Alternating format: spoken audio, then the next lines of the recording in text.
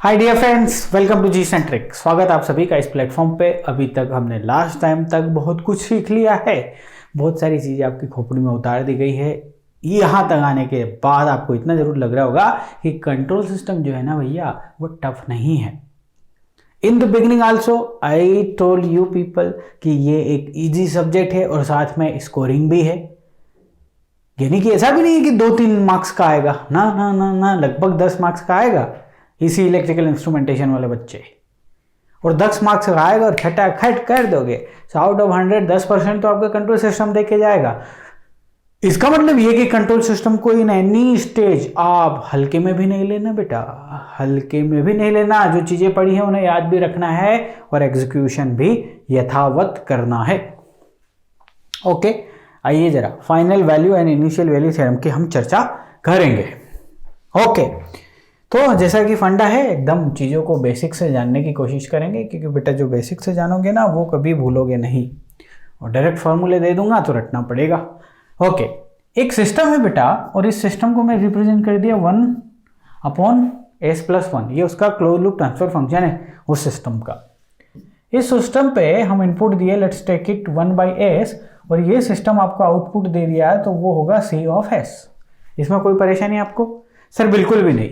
यदि मैं आपसे बोलूं कि व्हाट इज द C(s), तो आप बोलोगे कि सर ये तो हमें सीख के उम्र बीत गई, कुछ नया हो तो बताइए। नया भी बताएंगे, आने वाली यूनिट्स में नया भी सीखोगे। चलो sir, this is the C(s), यानी कि आउटपुट इन एस डोमेन। बराबर सर, अच्छा जी। अब मान लो इसका हमें टाइम डोमेन वर्जन चाहिए होता, तो देखो जरा टाइम डोमेन वर्जन क्या होता। तो सबसे पहले तो सर एक काम करिए कि क्या इसका आप पार्शियल फ्रैक्शन से थोड़ा रिजोल्व कर दीजिए। तो आप बोलोगे something by S upon something by s+1, here it is, और ये आ जाएगा माइनस यहाँ पे। ऐसा ही होगा ना, चेक कर लो मुझे। यस, 1 आएगा और इसको -1 है, या एग्जैक्टली यही आएगा। अब आपको सिर्फ और सिर्फ लेना है यहाँ पे ILT, इनवर्स लैप्लास ट्रांसफॉर्म, और ये मिल जाएगा आपको C(t). बोले तो स्टेप रिस्पॉन्स बोलेंगे। इनपुट क्या है बेटा? स्टेप इनपुट है, तो स्टेप रिस्पॉन्स मिलेगा। और इसकी वैल्यू क्या हो जाएगी राजा? 1 - e⁻⁻t, और जिसका कोई नहीं कंट्रोल सिस्टम में उसका u(t) होगा। सर कहानी एकदम क्लियर है। अब क्या समझाना चाह रहे हो आप, हमें थोड़ा वो बता दो। तो ठीक है ना बेटा, बने रहना ना, बता रहा हूं। जो आप C(t) लेके आए बेटा, C(t), उसकी वैल्यू क्या है बताना जरा? 1 - e⁻⁻t इंटू u(t). ना कंट्रोल सिस्टम में u(t) का मतलब बार बार समझाने की जरूरत नहीं है। ओके सर, अब ये इनिशियल वैल्यू जो है ना बेटा, इनिशियल वैल्यू मतलब जो रिस्पॉन्स है उसकी वैल्यू एट t = 0 बेटा, तो वो है हमारी इनिशियल वैल्यू। नाम से भी लग रहा है इनिशियल मतलब t = 0 की बात हो रही है। सो अच्छा, इस फंक्शन की वैल्यू देखते हैं जरा, initial value. So 1 - e⁻⁻0, so this is nothing but, again इसकी वैल्यू 1 है, ध्यान रखिए। t = 0 पे नहीं, 0+ की बात कर रहा हूं मैं। So this is nothing but, sir शुद्ध रूप से 0 वैल्यू आ रही है, because e⁻⁻0 is 1, 1 - 1 is 0। Okay, तो जो बेटा ये जो फाइनल वैल्यू कहानी है ना, फाइनल वैल्यू का मतलब ये है कि इसी फंक्शन की वैल्यू एट t = इनफाइनाइट आपसे पूछी जा रही है सर। अच्छा जी सर, ओके। सो 1 - e⁻⁻∞ आपसे पूछा जा रहा है। सो 1 - 0 = 1, यानी कि इसकी फाइनल वैल्यू जो है ना वो है 1। तो ये जो 1 है इसे हम बोलते हैं कंट्रोल की भाषा में फाइनल वैल्यू या फिर steady state value. This value is nothing but the steady state value. ठीक है सर, इतनी सारी चीजें बता दी है अब। जी हाँ, ये जो वैल्यू है ना बेटा, इसे ही बोलते हैं initial value. Initial value.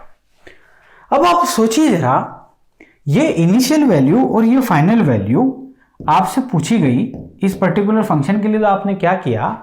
Everything was given in the S domain. S domain को आपने कन्वर्ट किया टाइम डोमेन में, और टाइम डोमेन में t = 0 पुट किया, so you got the initial value. Infinite put किया तो you got the final value. अब ये जो फाइनल वैल्यू थ्योरम जो है ना, या इनिशियल वैल्यू थ्योरम है ना, ये एक ऐसे टूल है, दोनों इनिशियल वैल्यू थ्योरम या फाइनल वैल्यू थ्योरम ऐसे टूल हैं कि यदि हमें एस डोमेन में सब कुछ दिया है ना, तो उसे टाइम डोमेन में सोल्व करने की कोई जरूरत नहीं। एस डोमेन की चीज को टाइम डोमेन में कन्वर्ट मत करो। हम आपको फंडा दे देते हैं, आईवीटी एंड एफवीटी, ये फंडा इधर अप्लाई कर दो and you will get the initial value and final value.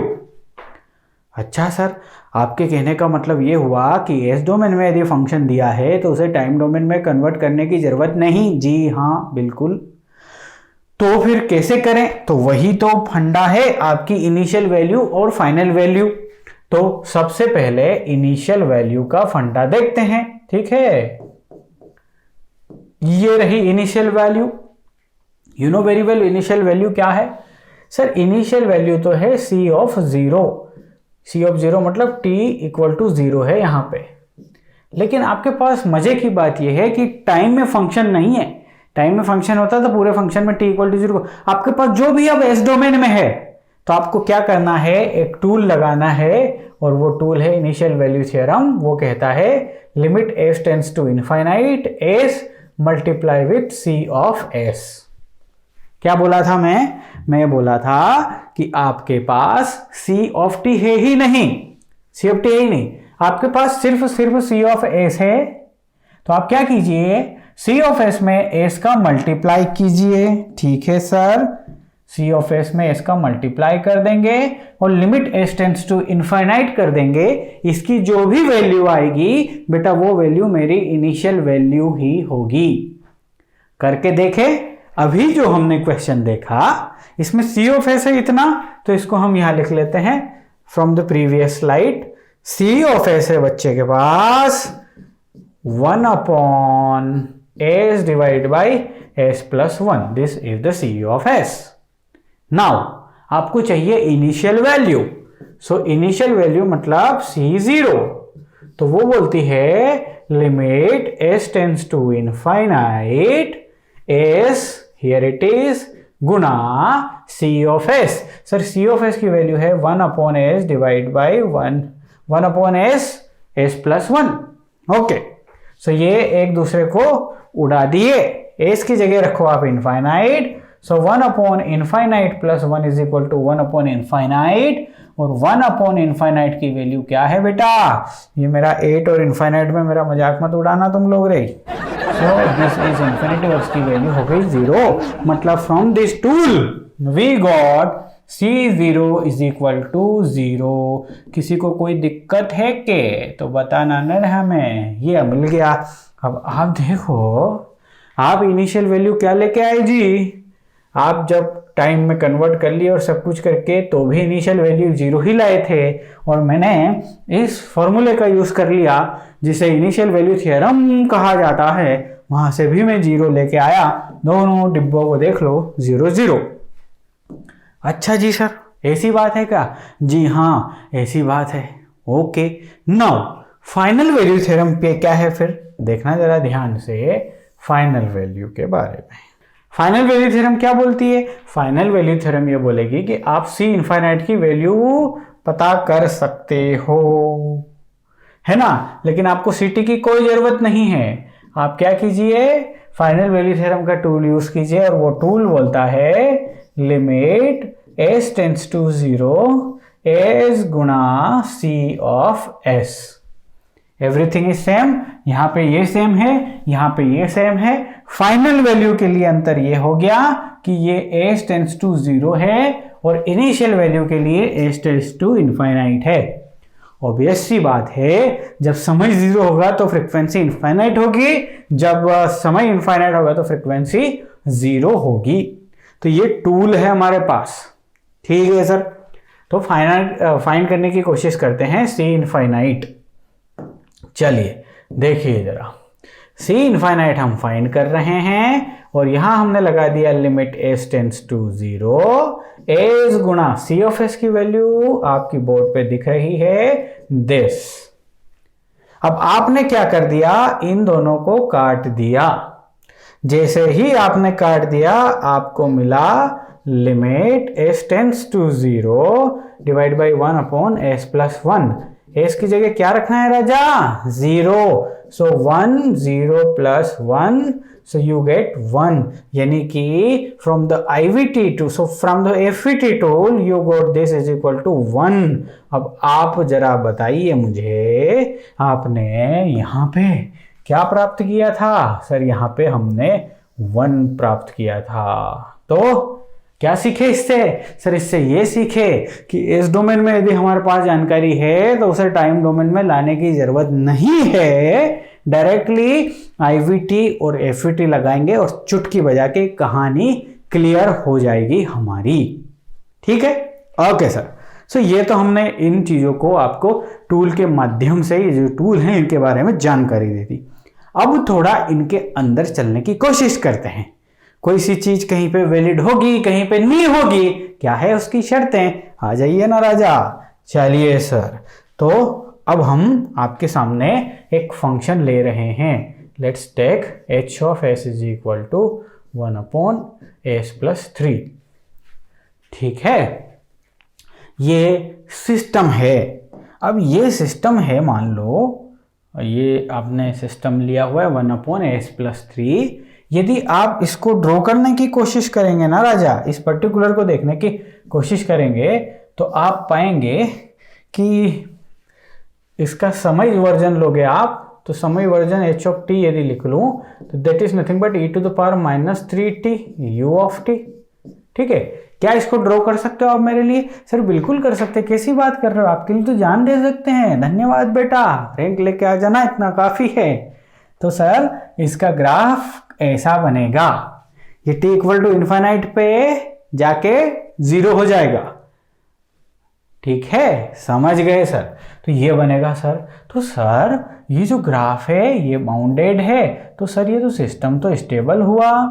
तो सर आप हमें ये ग्राफ बना के क्यों दिखा रहे हो? हमें तो पहले से पता है कि पोल यदि नेगेटिव रियल होगा तो सिस्टम स्टेबल होगा।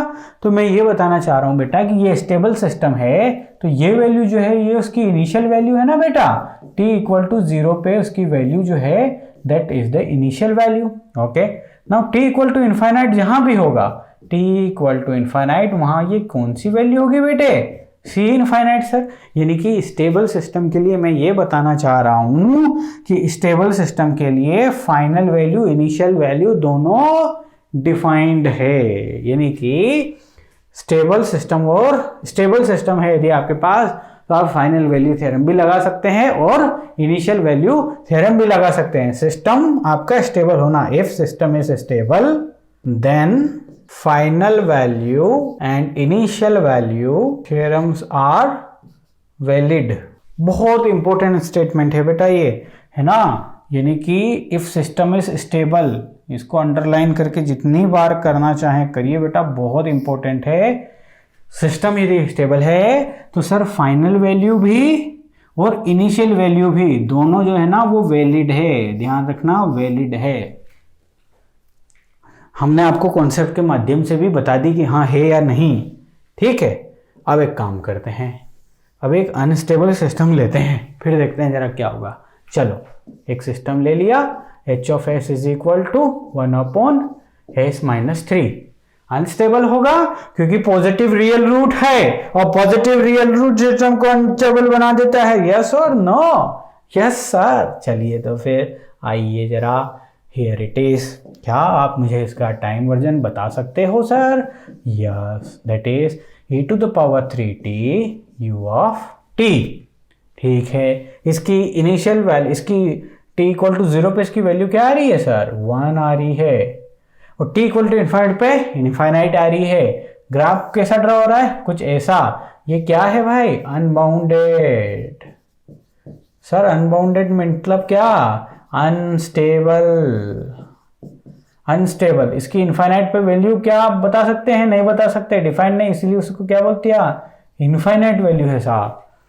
अब आप देखो इस पर्टिकुलर फंक्शन की ये है इनिशियल वैल्यू, और इसकी इनिशियल वैल्यू है क्या, पता कर सकते हो क्या? Yes sir. तो इसकी इनिशियल वैल्यू है ना, वो क्या कर सकते हैं हम? पता कर सकते हैं, मतलब इनिशियल वैल्यू तो डिफाइंड है, इनिशियल वैल्यू डिफाइंड है। What about the final value? Sir पता नहीं फाइनल वैल्यू क्या है, इसलिए हमने उसको इनफाइनाइट बोल दिया, तो इसकी फाइनल वैल्यू डिफाइंड नहीं है कहने का मतलब। What about the final value? Sir final value not defined. Sir बहुत मजा आ रहा है, आप कॉन्सेप्ट को बहुत अंदर से ले रहे हो ना, तो हमें बहुत मजा। अरे भाई इसीलिए ले रहा हूं ना कि मजा आए अपने को, आपको मजा आएगा, मुझे मजा आएगा, मस्त आराम से प्यार से मोहब्बत से पढ़ते जाएंगे, सीखते जाएंगे।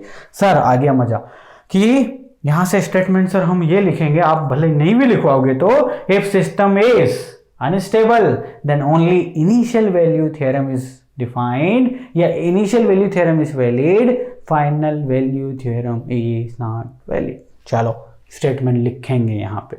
If initial value if system is unstable then FVT is not valid but IVT is valid।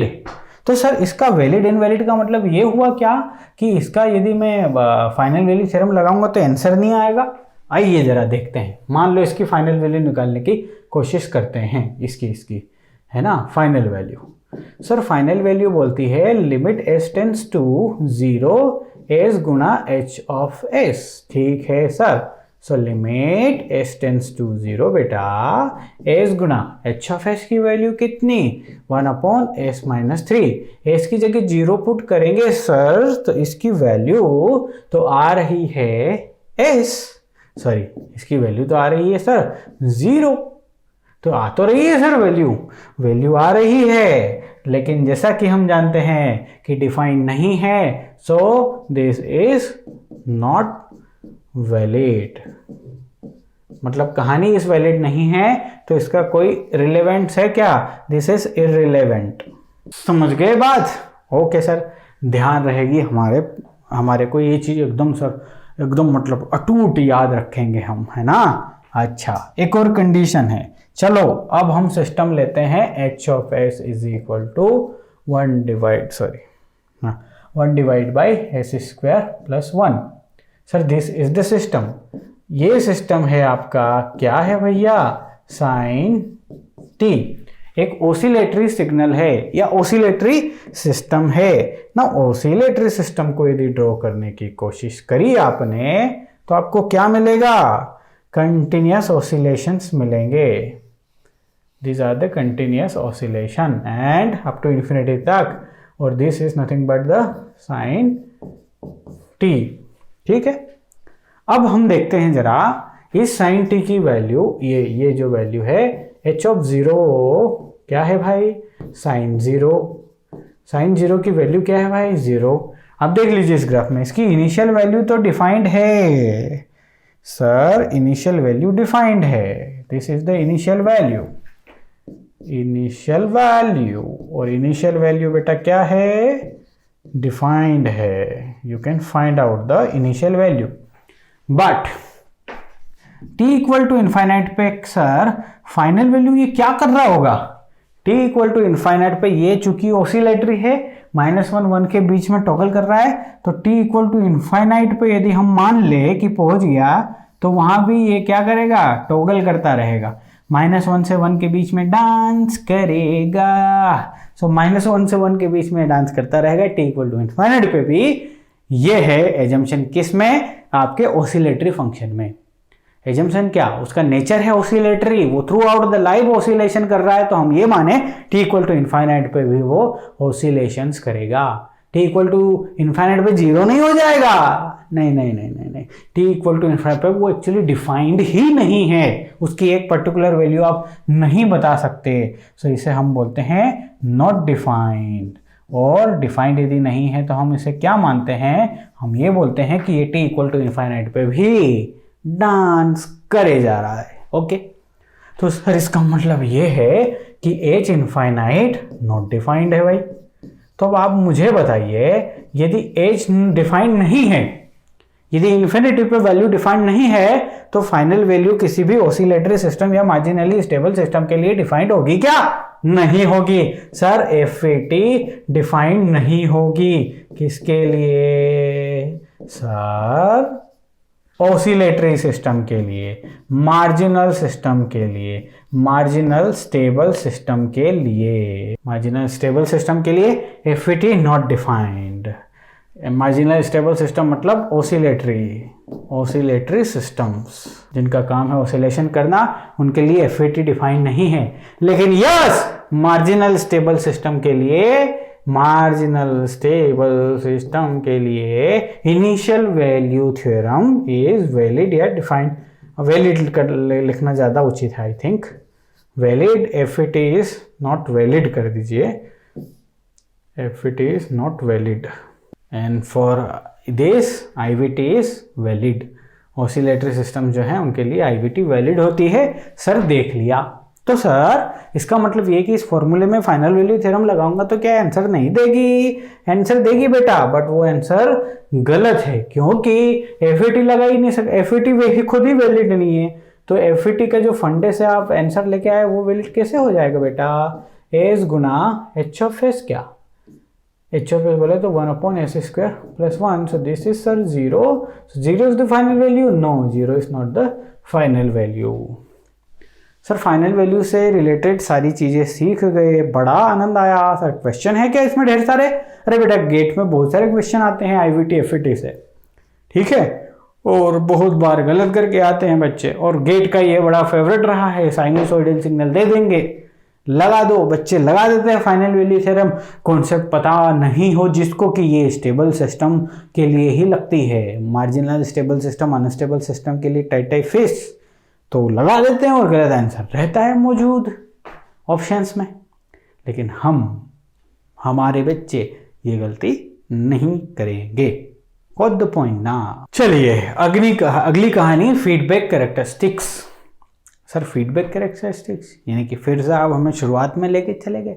जी हाँ, शुरुआत में लेके चले गए। हम आपको बोले थे कि सपोज एक ओपन सिस्टम है, so here is the open system और उसका ट्रांसफर फंक्शन, ठीक है, ये इनक्लोज्ड है साहब, ये लीजिए। अब इनपुट दिया जा रहा है और ये जो है समिंग पॉइंट है, इसमें इनपुट को ऐड कर दिया जा रहा है और साथ में इससे आउटपुट सी ऑफ एस लिया जा रहा है और यहाँ से फीडबैक एलिमेंट, यानी कि कहने का मतलब इसको मेजर करके यहाँ पे फीड किया जा रहा है। Okay, now suppose for example H of S feedback element हमने ले लिया लाइक दिस। सो ये ओवरऑल क्या बन गया? क्लोज्ड लूप सिस्टम, बराबर ना? दिस एंटायर कहानी is nothing but closed loop system. Now बेटा क्लोज लूप का मतलब इंटेलिजेंट सिस्टम। अब देखो जरा, ये जो फीडबैक यहां से हम ले रहे हैं ना, ये दो टाइप का हो सकता है, या तो पॉजिटिव फीडबैक या नेगेटिव फीडबैक। लेकिन कब हम पॉजिटिव फीडबैक लेते हैं, कब नेगेटिव फीडबैक लेते हैं, दोनों का मकसद क्या है वो देखते हैं, जरा ध्यान से देखना। यदि पॉजिटिव फीडबैक है तो इसका transfer function, close loop transfer function हो जाएगा g of s upon 1 minus g of s h of s। ये पॉजिटिव फीडबैक में है। और नेगेटिव फीडबैक में, नेगेटिव कर देता हूं और इसे पॉजिटिव कर, नेगेटिव फीडबैक में यही जो कहानी है g of s divide by 1 plus g of s h of s है बेटा, ठीक है सर? बिल्कुल। तो सर इन दोनों का मकसद, इन दोनों की कहानी, इसको तो थोड़ा समझाइए कि पॉजिटिव कब, नेगेटिव कब, और दोनों क्या इंपैक्ट डालते हैं सिस्टम पे। तो एक काम करते हैं, इसको हम एक बहुत ही बढ़िया क्लासिक एग्जाम्पल से समझने की कोशिश करते हैं, ठीक है? तो फिर इनके बारे में बताऊंगा तो आपको थोड़ा आनंद भी आएगा। एक काम करते हैं, g ऑफ s ले लिया मैंने s प्लस 1, कैद कर दिया इसको, ये लीजिए, ठीक है साहब। ये है समिंग पॉइंट। समिंग पॉइंट का नाम, मकसद है इनपुट और आउटपुट को क्या कर देना बेटा, मतलब फीडबैक जो आ रहा है उसको सम कर देना, ठीक है? और इसमें हमने एक यूनिटी फीडबैक सिस्टम लगाया हुआ है, ठीक? अब इसका ट्रांसफर, ये पॉजिटिव भी हो सकता है, नेगेटिव भी हो सकता है। तो चलो पॉजिटिव फीडबैक लगाया है तो इसका transfer function for the positive feedback क्या हो जाएगा भाई? 1 upon s plus 1 divide by 1 minus 1 upon s plus 1। कुछ भी गलत नहीं है? बिल्कुल नहीं है sir. So this is nothing but 1 upon, ये हो जाएगा एक काम कीजिए, इसको 2 ले लीजिए। जो मैं समझाना चाह रहा हूँ उसे आप बहुत अच्छे से समझ पाएंगे। इसको ले लिया मैंने 2, so this is 2, this is 2। तो ये हो जाएगा, यदि आप इसे रिजोल्व करोगे तो s+1 हो जाएगा। ठीक है, ओके। अब आप ज़रा ध्यान से देखो, सेम कहानी यदि आप नेगेटिव फीडबैक के लिए करोगे तो वो उसका रिजल्ट आएगा 1/s+3। ये 2 रिजल्ट आए आपके सामने। एक अच्छा भला सिस्टम था, वो सिस्टम अब सिस्टम बन गया ऐसा। ध्यान से सुनिए, आपके पास एक अच्छा भला सिस्टम था, आपके पास जो सिस्टम था उसमें, सिस्टम में उसका जो पोल था वो कहां था बेटा, -2 पे था। सिस्टम स्टेबल था क्या? जी हाँ sir, negative real root stable. आपने जब उसको पॉजिटिव फीडबैक दिया तो उसका रूट जो है ना वो उधर पहुंच गया साहब। ये पॉजिटिव फीडबैक ने इसे इधर पहुंचा दिया और नेगेटिव फीडबैक ने इसे इधर पहुंचा दिया -3 पे। इसने -1 पे पहुंचाया, इसने -3 पे पहुंचाया। अब आप मुझे बताइए जरा, ये वाला रीजन जो है ना, ये पूरा रीजन यानी कि RHS वाला रीजन, ये कौन सा रीजन है? Unstable region. यदि कोई इधर आ गया गलती से भी भटकता सिस्टम अनस्टेबल कर देता है कि नहीं? हमने सीखा था कि नहीं? अनस्टेबल रीजन है ये। कोई भी पोल यदि किसी सिस्टम का हमने देखा ना, यदि इसमें आ जाए सिस्टम को अनस्टेबल बना देगा। मान लो उसके पोल इमेजिनरी एक्सिस पे आ जाएं तो ये जो रीजन है इमेजिनरी एक्सिस वाला, ये मार्जिनल स्टेबल रीजन है। यस और नो? और ये जो इंटायर रीजन है ये स्टेबल रीजन है। Okay sir. अब आप देखो, एक पोल था किसी सिस्टम का s = -2 पे, पॉजिटिव फीडबैक ने उसे इधर पहुंचा दिया और नेगेटिव फीडबैक ने उसे इधर पहुंचा दिया। तो इधर पहुंचा दिया मतलब अनस्टेबल रीजन की तरफ पहुंचा दिया, और नेगेटिव फीडबैक ने उसे और ज्यादा स्टेबल कर दिया।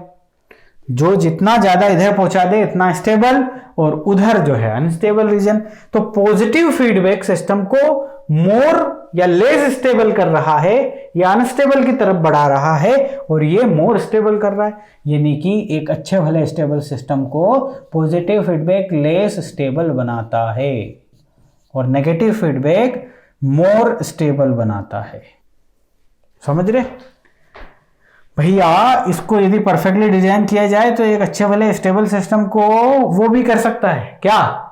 अनस्टेबल भी कर सकता है। जी हाँ, सत्य वचन, अनस्टेबल भी कर सकता है। Okay sir. तो यहां से ये सीखे कि सर पॉजिटिव फीडबैक लोचा कर दे रहा है, और हम तो कंट्रोल सिस्टम पे इन जनरल जो है ना कहानी, वो ये देखते हैं कि हमें स्टेबिलिटी की तरफ भागने की बात की जा रही है। सर आपके द्वारा स्टेबिलिटी चिल्लाया जा रहा है कंप्लीटली, और ऐसा कैसे कर सकते हैं? फिर चलिए ठीक है, तो फिर कंट्रोल सिस्टम में हम स्टेबल सिस्टम की बात करते हैं, इसीलिए नेगेटिव, आप किसकी बात करोगे? नेगेटिव फीडबैक की बात करोगे, है ना? तो गेट के एग्जामिनेशन में भी कभी किसी क्वेश्चन में फीडबैक मेंशन हो, बट ये नहीं मेंशन हो कि नेगेटिव फीडबैक या पॉजिटिव फीडबैक, तो आप नेगेटिव फीडबैक बाय डिफॉल्ट मान लीजिएगा। इस लाइन को लिख लीजिए, if in examination about the feedback it is not mentioned that positive or negative, then please by default assume it या take it negative feedback। और नेगेटिव फीडबैक में भी यूनिटी नेगेटिव फीडबैक। यूनिटी का मतलब क्या होता है बेटा? पता है कि जो भी आपने यहां से मेजर किया ना, वो मेजर क्वांटिटी बिना लाग लपेट के, यानी कि उसके गेन में बिना कोई वृद्धि किए, direct as it is value आप यहां पहुंचा दीजिए। Negative feedback, unity feedback. और यदि आपने इंटायर आउटपुट को प्योरली 1 से गुणा करके यदि यहां पहुंचा दिया, तो इनपुट माइनस आउटपुट, ये वाला जो सिग्नल रहेगा ना, इसको प्योर एरर सिग्नल बोल पाएंगे हम। Error is nothing but input minus output. तो यहां से क्या सीखा कि सर जो फीडबैक है, नेगेटिव फीडबैक क्या करता है, पॉजिटिव फीडबैक क्या करता है, वो आपकी बात आपको समझ में आई। देखो बेटा, ये सिस्टम को स्टेबल करता है, ये अनस्टेबल करता है। तो इन जनरल नेगेटिव फीडबैक जो होते हैं ना, वो एम्प्लीफिकेशन सर्किट जो भी होते हैं उसमें नेगेटिव फीडबैक ही है, एम्प्लीफिकेशन। और जो ओसिलेटरी, आप एनालॉग इलेक्ट्रॉनिक्स में ओसिलेटर्स पढ़ेंगे, ओसिलेटर्स में पॉजिटिव फीडबैक लगाया जाता है। ओसिलेटर्स मतलब जो कंटिन्यूअस ओसिलेटरी सिग्नल जनरेट करे। तो जैसे कि ये अनस्टेबल की तरफ बढ़ रहा है, उसकी सेटिंग ऐसी होती है कि ये जो कहानी पूरी पहुंच जाए आपके इमेजिनरी एक्सिस पे। तो ओसिलेटरी, जब ओसिलेटर्स आप पढ़ेंगे ना, उसमें पॉजिटिव फीडबैक यूज होते हैं। पॉजिटिव फीडबैक कहाँ यूज होते हैं? ओसिलेटर्स में। ठीक है, बाकी तमाम टाइप के सिस्टम में हम नेगेटिव फीडबैक यूज करते हैं। तो ये बात तो समझ में आ गई। अब यहां से एक और चीज समझिएगा जरा ध्यान से, इसी पेज पे देखो बेटा, टाइम कांस्टेंट हमने देखा था, और वो क्या था? Reciprocal of negative real part of the pole, था कि नहीं? Negative real part of the pole, है ना? टाइम कांस्टेंट, जब यहां इस केस में टाइम कांस्टेंट है t पॉजिटिव, और उसकी वैल्यू कितनी हो गई बेटा? 1/1, यानी कि 1 सेकेंड। यहां पे कितनी हो गई? टाउ नेगेटिव हो गई सर 1/3, पढ़ा ना हमने सेकेंड्स, तो इसका मतलब 0.33 सेकेंड्स। अब बताइए टाइम कांस्टेंट क्या? 63% रेज होने में ये 1 सेकंड ले रहा है, 63% रेज होने में ये 1/3 सेकंड ले रहा है। बताइए कौन फास्ट है? सर ये फास्ट है। तो नेगेटिव जो है ना फीडबैक, वो सिस्टम को फास्ट बना देते हैं और ये सिस्टम को स्लो बना देते हैं। आ गई बात समझ में? ठीक है साहब, एक बात होगी। अब जब अगली यूनिट आएगी ना, जिसमें हम टाइम डोमेन एनालिसिस के बारे में बात करेंगे, वहाँ ये टाइम कांस्टेंट और ये सारी बहुत सारी चीज़ें और देखेंगे। लेकिन एक टर्म है जिसे कहते हैं बैंडविड्थ, और ये भी एनालॉग में पढ़े हैं। और बैंडविड्थ जो है ना 1/टाउ होती है, टाइम कांस्टेंट के जस्ट उल्टी। तो बताइए भाई, इन दोनों में से बैंडविड्थ किसकी ज़्यादा हो जाएगी? एक का ये, इसकी बैंडविड्थ हो जाएगी 1 और इसकी बैंडविड्थ हो जाएगी 3। तो इसका मतलब बैंडविड्थ ये बढ़ा देता है, ये घटा देता है। बैंडविड्थ की यूनिट किस में हो सकती है? हर्ट्ज में हो सकती है। चलिए अभी हर्ट्ज ही हम कर लेते हैं, ठीक है। तो ये नेगेटिव यूनिट फीडबैक करता है, पॉजिटिव फीडबैक करता है। जाने पहचाने। अब अगली क्लास में बेटा क्वेश्चंस हैं, इन पर ढेर सारे क्वेश्चंस हैं। अभी हम जब थ्योरी निपटा के क्वेश्चंस पाएंगे ना, तो मैं आपको क्वेश्चंस में घुमाऊंगा। जो आप सीखे हो ना, वहाँ पे आपका जो सीखा हुआ कहानियाँ है ना, उन पे आपका समझ लीजिए टेस्ट लूँगा कि आप खरे उतर पा रहे हैं या नहीं। अगली क्लास में मिलेंगे और डिस्कशन करेंगे सेंसिटिविटी के बारे में। Bye bye.